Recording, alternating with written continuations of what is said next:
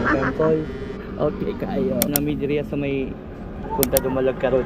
Oh, na may punta pa dumalag. Then mo na ang karaang Queensland nga wala na humanok reconstruct. Then yan naman is punta dumalag mo ng mga naipis cage. Dala ko sa ko mga kawang. Ako di ko kapokus sa video ana kay nag-work me. Kailangan na mo kuan. Wala pa koy o mo ni mga kauban ako sa Senro. Then sige pa. Pwede na siya, no, pandagat na na, anak pandagat. Ang ako trabaho pa rin.